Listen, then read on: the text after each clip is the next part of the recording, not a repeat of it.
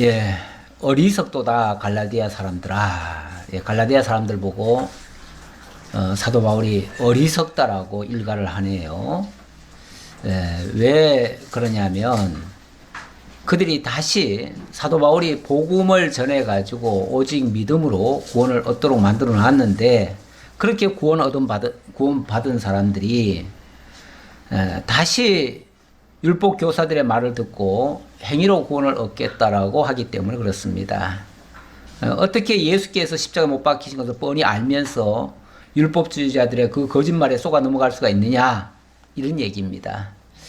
사실 믿음이라고 하는 것은 실체가 조금 잘 안 보이죠.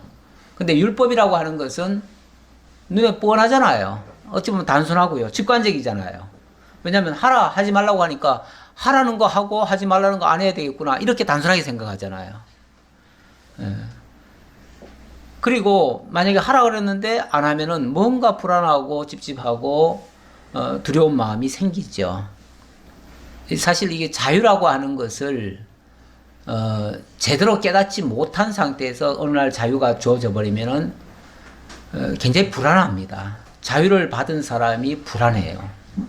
그래서 옛날에 매일 두드려 맞던 사람은요, 군대에서 옛날에는 폭행이 많았잖아요. 두드려 맞던 사람은 그 상사가 좋은 사람이 와가지고 안 두드려 패면요, 괜히 불안해요. 예. 그래가지고 적당히 좀 때려주기를 바래요. 그러기도 합니다. 예. 그리고 집에서도 마찬가지예요. 맨날 욕먹고 맨날 두드려 맞고 하던 사람은요, 안 맞으면 불안해요. 근데 그게 또 자기가 습관이 돼가지고 남도 또 그렇게 해요. 예. 그렇게 하는데, 이것은 그 자유를 제대로 못 깨달아서 그런 거예요. 예.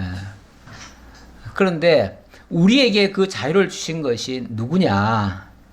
5절에 보니까 너희에게 성령을 주시고 너희 가운데서 능력을 행하시는 이의 일이 율법의 행위에서냐 혹은 듣고 믿음에서냐?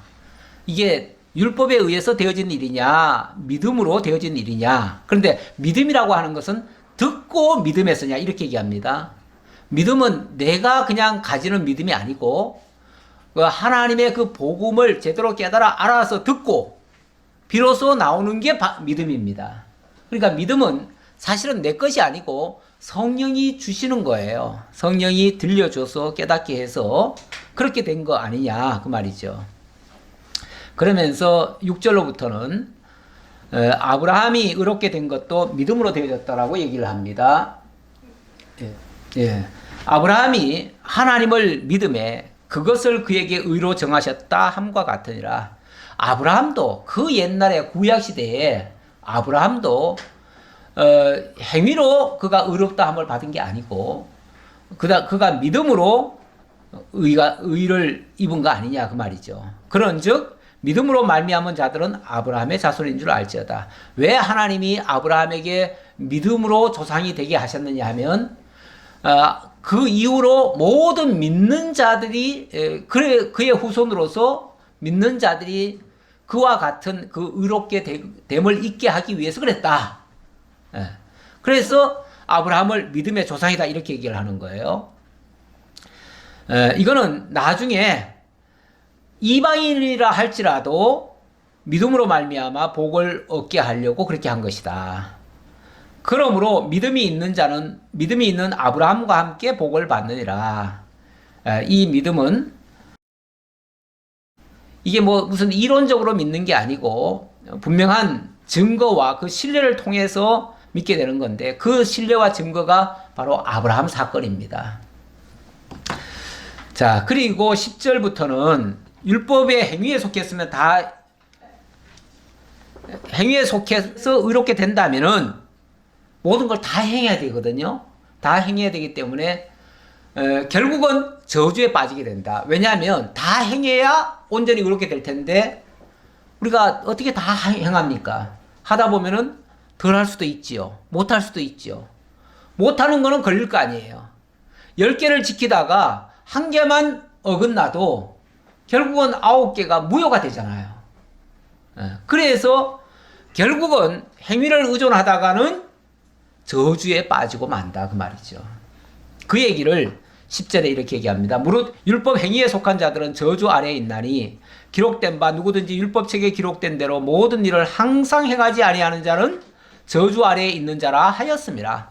율법책에, 다시 말하면 구약의 모세오경에서도 모든 것을 다 행해야 의롭게 된다라고 했다는 거예요. 그러니까 모든 것을 행하면은 그 행함으로 살리라. 율법을 행하는 자는 그 행함으로 살리라 했는데 그 말이 다 행해야 산다. 그 말이죠.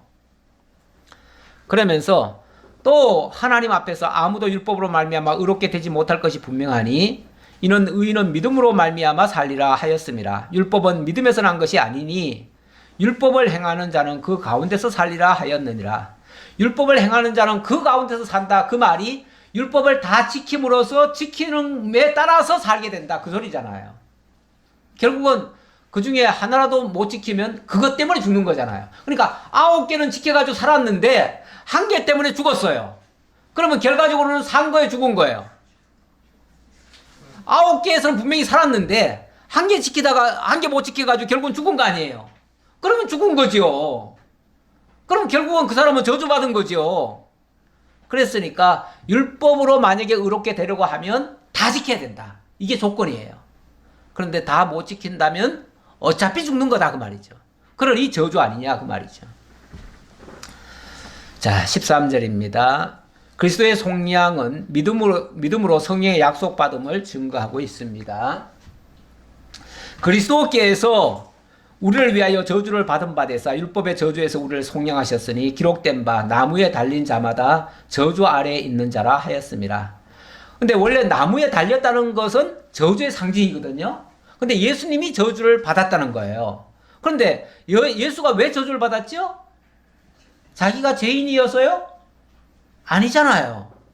우리의 죄를 대신 짊어진 거잖아요. 그래서 우리의 죄를 당신이 짊어지고 대신 속량을 해줬다. 속량이란 말은 값을 주고 사냈다 그 말이잖아요. 값을 주고 사내는 바람에 우리는 덩달아서 그 은혜로 거저 그분 안에서, 그러니까 그분이 저주받는 바람에 나는 공짜로 의를 얻게 됐다 그 말이죠. 이건 뭐 우리가 이미 구약 그 율법서를 보면서 많이 본 바입니다. 이는 그리스도 예수 안에서 아브라함의 복이 이방인에게 미치게 하고 또 우리로 하여금 믿음으로 말미암아 성령의 약속을 받게 하려고 그렇게 하신 거다. 결국 우리로 하여금 그 의에 참여하게 하려고 이렇게 하신 것이다. 그래서 은혜다 그 말이죠. 여기에 무슨 우리가 공로가 있겠습니까? 그러면서 15절로 이런 예를 듭니다. 이거는 이제 일종의 예입니다. 형제들아, 내가 사람의 예대로 말하노니 사람의 언약이라도 정한 후에는 아무도 패하거나 더하거나 하지 못하느니라. 그렇죠. 사람 간의 약속도 함부로 패하지는 않습니다. 일단 약속이 됐으면. 마찬가지로 우리 하나님께서 아브라함에게 약속을 하셨는데 어떻게 그것이 폐지가 되겠느냐? 어떻게 행위가 부족하다고 해서 그게 폐지가 될 수 있겠느냐 그 말이죠. 그러면서 이 약속들은 아브라함과 그 자손들에게 말씀하신 것인데 여럿을 가리켜 그 자손들이라 하지 아니하고 오직 한 사람을 가리켜 내 자손이라 하셨으니, 자 여기 복수로 자손들이라 말하지 않고 내 자손이다 이걸 딱 집어서 단수로 얘기했다 그 말이죠. 이 단수는 결국 한 사람을 얘기한 것이고 아브라함에게 내 자손, 이삭에게 내 자손, 야곱에게 내 자손 그랬는데 그때 다 단수로 얘기했다.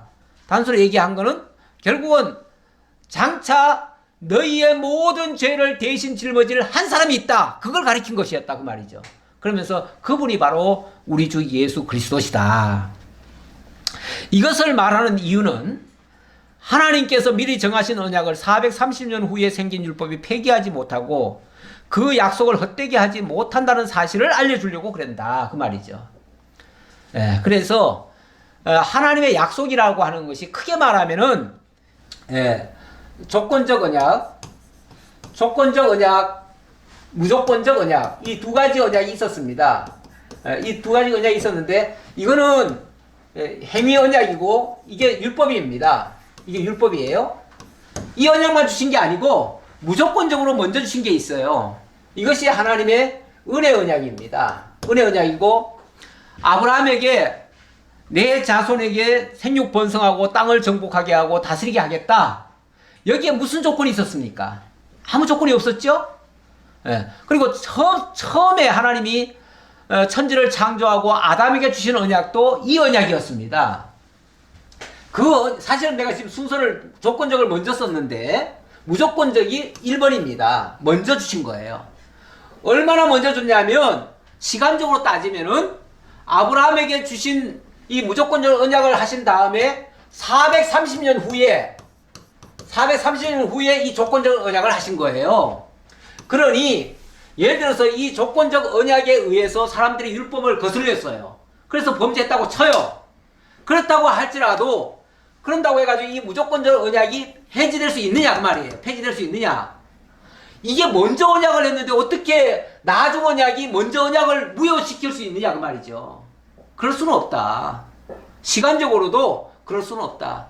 하나님은 먼저 은혜 언약을 주시고 나중에 조건적 언약을 주신 거예요. 율법을 주신 거예요. 그러니까 율법을 지켜서 의롭게 된다는 건 말이 안 되고, 또 은혜로 구원을 얻었는데 믿고 난 다음에는 율법을 지켜야 된다 하는 말도 말이 안 된다. 나중 언약이 어떻게 그러면 율법을 왜 줬느냐? 또 이런 반문이 나올 수 있어요. 성경 분명히 율법의 용도에 대해서 얘기하지요. 율법의 용도는 율법이 없을 때도 죄가 있었는데 율법이 옴으로 해서 죄를 드러냈다고요. 그러니까 우리가 죄인임을 알려준 거예요. 너희가 죄인이야 하는 것을 고발한 거예요. 고발장이에요, 쉽게 말하면은. 그래놓고 그러나 하나님의 은혜로 우리가 구원을 받았어. 죄인이지만 구원을 받았어. 그러니 이것이 하나님의 사랑이고 하나님의 은혜야. 그래서 은혜를 은혜되게 하려고, 은혜가 은혜임을 깨닫게 하려고, 그래서 율법을 주셨다고 그래요. 그래서 율법으로 우리를 정죄하고 나서 거기서 은혜임을 깨달으니까 죄 많은 곳에 은혜가 더욱 넘쳤도다 이런 말도 하지요. 그래서 율법을 주신 것은 우리에게 하나님의 은혜를 더 깨닫게 하려는 것이지 우리를 정죄해서 죽이려는 게 아니에요. 시간적으로도 430년 후에 온 것이 어떻게 먼저 온 은혜 언약을 폐할 수 있겠느냐? 있을 수가 없다 그 얘기죠. 그러면서 내가 이것을 말하노니 하나님께서 미리 정하신 언약을 430년 후에 생긴 율법이 폐기하지 못하고 이 약속을 헛되게 하지 못하리라. 이 관계를 제대로 모르니까 자꾸만 다시 또 율법으로 되돌아가고자 한다는 얘기예요. 그렇게 율법으로 다시 되돌아가려고 하고 예수 믿고 나서도 행위가 부족하면은 다시 얻은 구원이라도 잃을 수 있다. 이렇게 말을 하니까 거기에 속은 성도들이 막 우왕좌왕하는 거예요. 그러니까 이 사도 바울이 그 갈라디아 성도들을 향해서 어리석도다 갈라디아 사람들아. 예수 그리스도께서 십자가에 못 박히신 것이 너희 눈에 밝히 보이거늘 누가 너희를 꾀더냐? 누가 그렇게 속이더냐 그 말이죠. 어떻게 그 속인다고 거기에 말려 들어가느냐? 이렇게 분명하게 하나님이 우리를 구원해 주셨는데 왜 다시 쉽게 말하면은 종살이하고 있던 사람을 끄집어내 가지고 자유를 주었더니 왜 다시 종살이에 들어갔냐 그 말이죠. 물론 종살이 하던 사람이 너무 자유를 누리면요 불편해요. 그래서 옛날이요 그리고 그게 또 하고 싶어가지고 또 들어갈지는 모르지만 그거는 바람직한 생각은 아니다 그 말이죠. 그 의식을 바꿔야지요. 나를 바꿔야지요. 무슨 의식으로요? 이제는 종된 의식에서 자유자로 바꿔야지요. 자유의식으로 바꿔야지요. 하나님의 자녀의식으로 바꿔야지요. 옛날에 그러니까 종은 너희와 함께 할 수 없어요. 종은 그냥 그렇게 쓰임 받다가 버려져요. 어찌 보면. 그런데 주인은요. 주인의 자녀는요. 그 집에 주인과 함께 살잖아요. 우리가 지금 하나님의 자녀가 됐어요. 더 이상 종의 신분으로 살 것이 아니라 이제는 자유자의 신분으로 살아야 된다. 이 얘기를 얘기하는 거죠. 제가 그거 마저 읽을게요. 만일 그 유업이 율법에서 난 것이면 약속에서 난 것이 아니니라. 그러나 하나님이 약속으로 말미암아 아브라함에게 주신 것이라. 그러면 율법은 무엇이냐? 율법은 무엇이냐? 범법함으로 더하여진 것이라. 그러니까 나중에 그 죄를 드러내려고 더 보낸 것이다. 예. 그러면서 천사들을 통하여 한 중보자의 손으로 베푸신 것인데 약속하신 자손이 오시기까지 있을 것이니라. 그러니까 율법이라고 하는 게 언제까지 있을 거라고요?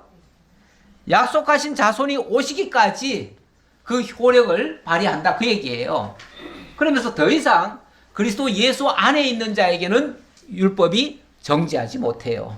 그래서 그리스도 예수 안에서는 결코 정죄함이 없나니 더 이상 율법 때문에 정죄하는 일은 그리스도 예수 안에 있는 자에게는 안 된다, 그 말이죠. 그러면 율법은 그 뒤에 이제 계속 그 얘기가 나옵니다. 그럼 율법이 뭐 하는 거냐? 우리를 그리스도에게로 인도하는 몽학 선생이다. 예. 초등교사다. 그렇게 얘기하죠. 우리를 그리스도에게로 인도하는 데까지 필요해요. 자, 그리스도에게로 인도하려면 내가 죄인이 아닌 상태에서는 그리스도에게 갈 일이 없잖아요. 근데 내가 죄인임을 일깨워줘야 살 길이 그리스도에게 있음을 알고 그리스도에게로 달려가는 거죠. 그래서 우리를 그리스도에게로 인도하는, 옛날로 말하면 몽학 선생이고 지금으로 말하면 유치원 교사예요. 유치원 교사. 예. 이 유치원 교사. 유치라는 말이 뭐죠? 우리 유치하다 그런 표현 쓰죠? 그 나쁜 의미라는 개념은 아니고요. 아직 어리다는 얘기예요. 어리석다는 말도 거기서 나온 거예요. 어찌 보면 우리 어리석은 자들을 그 정말 유치부 선생님처럼 이렇게 그쪽으로 인도하는 역할. 그런데도 여기에 계속 머물러 있으면 유치한 행동이에요. 지금도 다시 율법 아래 머물겠다고 하면 그게 유치한 행동이에요. 유치할 때는 거기 있어야 돼. 그러나 잘하면 더 이상 그 지배를 안 받아도 되지요. 우리가 잘하면은 유치원도 이제 나오잖아요. 그렇죠? 더 이상 유치 생활을 하는 거 아니죠. 유치한 생활을 하는 게 아니에요. 예. 그런 의미로 보시면 되겠고요. 제가 오늘 그 당시 가톨릭이 했던 것 중에서 지금도 여전히 그 남아있는 것들이 있습니다. 있어가지고 그거 하나만 조금 제가 더 보여드리려고 이 영상을 하나 가져왔어요. 이 영상이 뭐냐면 천주교는 지금도 사실은 우리 주 예수 그리스도를 믿는다고 하지만 그분들이 사실은 그리스도보다도 더 높이는 자가 있습니다. 그게 이제 마리아죠. 마리아인데 마리아를 그분들은 어떻게 해석을 하냐면 마리아에 대해서 교황이 4대 선언을 했어요. 4대 선언이 뭐냐면 처음에는 무염시태입니다. 무염시태란 말은 마리아는 죄가 없이 태어났다, 그 말이에요. 마리아는 태어날 때부터 우리와 똑같은 인간이 아니다, 그 말이에요. 죄 없이 태어난 사람이에요. 그 다음에 영원한 동정녀예요. 다시는 쉽게 말하면 성생활도 안 했다, 이 얘기예요. 가장 깨끗했다, 그 얘기고, 그 다음에 천주의 어머니라고 합니다. 천주의 하느님의 어머니.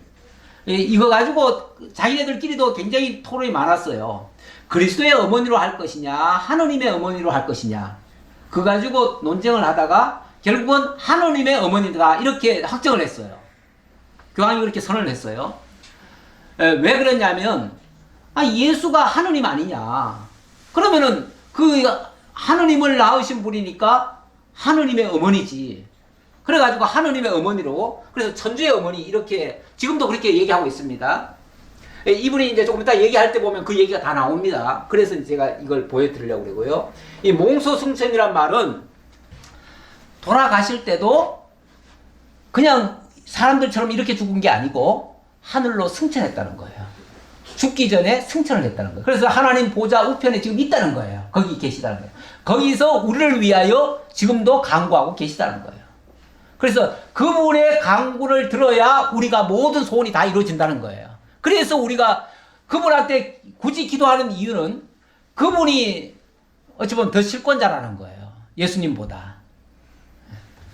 그래서 이분에 대한, 그래서 마리아에 대해서 어떻게 이해를 하고 있는가. 지금도 천주교는 이렇게 이해하고 있습니다. 이거는 최근에 평화방송에서 나온 영상이에요. 그래서 제가 하나 보여드리려고 가져왔습니다. 우리 집 다 일어나서 성모님께 엄마 하고 3번 크게 부르도록 합시다. 하나 둘 셋 하면은 3번 부르시는 겁니다. 하나 둘 셋. 엄마! 엄마! 엄마! 이 이야기를 잘 들어보세요. 오늘 받은 은혜 감사드리면서 강복으로 끝내도록 하겠습니다. 주님께서 여러분과 함께 전능하신 천주 성부와 성자와 성령께서는 여기 있는 모든 교우들에게 강복하시고 매개 성모님의 전구로 세속과 육신과 마귀의 싸움에서 승리를 거두고 가는 목적지까지 수천사가 함께 하시기를 우리 주 그리스도를 통하여 비나이다. 삼위일체이신 하느님 또 성모님께 오늘 받은 은혜 감사드리면서 박수 칩시다.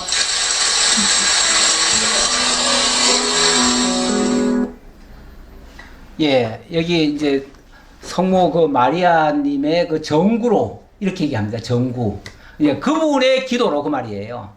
그분의 기도로 이 모든 것이 강복이 되어지기를. 그러니까 이제 강복을 하는데 결국 그 강복의 주체가 누구냐면 마리아인 거예요. 예. 물론 당신이 지금 강복을 한다고 하지만은 그 정구로 마리아의 정구로 말미암아 이루어진다 이렇게 얘기를 합니다. 그리고 수호 천사가 이제 다 지켜주시기를 바란다 이 얘기를 합니다. 지금도 이분들은 수호 천사론을 가지고 있습니다. 사실은 어제 엄청난 사건이 일어나 버렸습니다. 엄청난 할로윈 데이라고 해가지고 사람들이 막 모여들었는데 원래 이 할로윈 데이라고 하는 게 원래 그 내일이 천주교에서 정한 모든 성인의 날입니다. 성인 수호신, 모든 성인 수호신을 몽땅 다 한꺼번에 쉽게 말하면 그분들께 비는 날이에요. 비는 날인데 그걸 이제 만성절이라고 하죠. 모든 성인 해가지고 만성절이라고도 하는데 천주교에 굉장히 중요한 절기입니다. 그 절기 이브 날, 천주교는 항상 그 이브를 중시해요. 그 이브 날 모여가지고 모든 그 성인이란 말이 뭐냐면요. 모든 죽은 자들을 얘기하는 거예요. 모든 죽은 자들. 죽은 자들 중에서 성인으로 추앙받는 우리들의 수호신이에요. 그 수호신을 향해서 축제를 하는 거예요. 그 축제하는 게, 우리의 육신을, 그러니까 그 수호신에게 이제 빌기 위해서 그 죽은 수호신이 이제 나와가지고, 우리가 만약에 제대로 된 모습을 가지고 있으면요, 해꾸지를 해요. 그 죽은 귀신들이 해꾸지 하기 때문에 그 죽은 귀신들한테 해꾸지를 안 받으려면 우리가 귀신 분장을 해야 돼요. 우리가 귀신 분장을 해야 그 귀신들이 쉽게 말하면 물러가. 옛날에 그런 미신 비슷한 게 있었잖아요. 그 미신적인 생각이에요. 그래가지고 거기에 대항하기 위한 우리가 귀신놀이를 하는 거예요. 그래서 막 굉장히 흉측한 귀신 모습을 뭐 바가지를 쓰든지 탈을 쓰든지 뭘 하잖아요. 그게 그래서 그런 거예요. 그렇게 하는 건데 한마디로 말하면 그게 악귀놀이에요. 귀신놀이에요, 귀신놀이. 그래서 그걸 뭐 축제처럼 뭐 할로윈 데이라고 해가지고 아예 축제로 삼아서 지금 서구에서는 하는데 일종의 옛날에 그 무속이 있었고 그 무속이 가톨릭의 그 수호 성인들 축제와 이게 맞물려가지고 그렇게 이상하게 만들어진 거예요. 그 천주교의 모든 교리는 그렇습니다. 기존에 있던 기존 종교들과 또 이 기독교의 어떤 사상, 물론 성경에 있는 사상은 아닙니다. 그 이제 교황이 제정한 사상이죠. 그것과 이렇게 결부를 해가지고 새로운 뭔가를 만들어냅니다. 만들어내가지고 그것을 모든 사람들이 지키게 만들어요. 그런데 이거는 저는 제가 만약 음모론적으로 이걸 본다고 하면 하필 이거 10월 31일이 무슨 날입니까? 종교개혁이래요. 종교개혁일인데 이렇게 제정한 이 할로윈 데이를 이걸 제정한 날이 모든 성인의 날을 제정한 것이 1700 몇 년이거든요. 그래서 1500년대에 종교개혁이 일어나가지고 서구 유럽이 싹 바뀌었어요. 그런데 그날을 수호 성인의 날로 새로 천주교에서 공포를 했거든요. 그래서 제가 이거를 약간 음모론적으로 보는 이유가 그거를 상쇄하기 위한, 그러니까 기독교의 이 종교개혁이라고 하는 것이 일종의 그쪽에서 봤을 때는 완전히 막이고 이단이고 이렇게 보거든요. 그래서 거기에 대항하기 위한 뭔가를 만든 것이 아닌가라는 그런 이건 저의 이제 생각입니다만은 그런 잘못된 그 이론들이 오늘날 많은 사람들을 영적으로 피폐하게 만듭니다. 저는 그것이 상당히 염려스러워서 조금 생각을 해봤고요. 말씀을 드렸습니다. 마지막 결론의 말씀 드리고 마칠게요. 요한복음 8장 31절에 이런 말씀이 있습니다. 예수께서 자기를 믿은 유대인들에게 이르시되 너희가 내 말에 거하면 참으로 내 제자가 되고 진리를 알지니 진리가 너희를 자유롭게 하리라. 네, 우리가 예수 안에 있을 때 진정한 자유인이 된다. 자유라고 하는 것은 말씀을 떠나서는 있을 수가 없습니다. 그래서 진리를 알지니 이 진리 안에서 진정한 자유가 나온다는 거죠. 그 진리는 당연히 예수 그리스도에 대한 진리고요. 자, 그러면서 예수께서 대답하시되 34절에 진실로 진실로 너에게 이르노니 죄를 범하는 자마다 죄의 종이라. 종은 영원히 집에 거하지 못하되 아들은 영원히 거하나니. 그러니까 종과 아들 차이. 아까 그 율법과 복음이라고 하는 거기와도 상관이 되는 얘기입니다. 우리가 복음을 믿는다면 틀림없이 하나님의 아들의 신분이 되는 겁니다. 하나님의 아들의 신분이 되는데 율법을 지켜서 뭘 하겠다고 하면 이거는 여전히 율법의 종인 겁니다. 율법의 종은 세상 없어도 이거는 종으로서 끝나는 겁니다. 그렇죠? 종으로서 끝나요.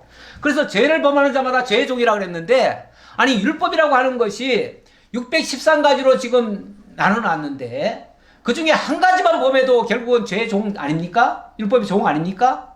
그렇게 되면은 결국은 하나님의 아들은 영원히 안 되는 거죠.